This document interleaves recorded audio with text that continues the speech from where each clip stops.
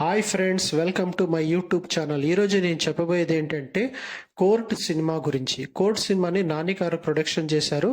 ఆ తర్వాత రామ్ జగదీష్ దీనికి డైరెక్షన్ అన్నమాట.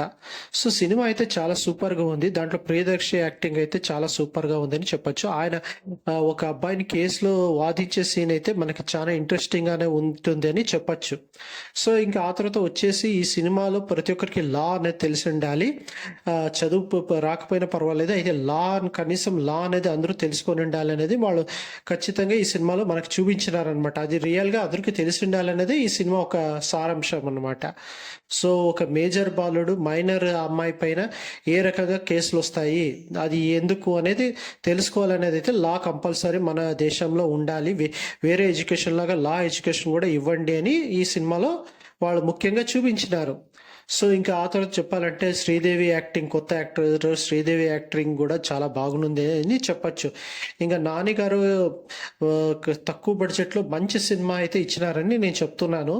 అక్కడక్కడ బ్యాక్గ్రౌండ్ మ్యూజిక్ కూడా సిచ్యువేషన్ తగ్గట్టుగానే ఉంది. మరి సాయి కుమార్ గారి సీనియర్ యాక్టింగ్ కూడా చాలా బాగుందని చెప్పొచ్చు. ఇంకా ఎస్పెషల్ చెప్పాలంటే మెయిన్ శివాజీ గారి యాక్టింగ్ ఉంది కదంటే, సైకో యాక్టింగ్ అంటే ఒక రకంగా విలన్ యాక్టింగ్ టైపు భలే చేసినాడని చెప్పొచ్చు.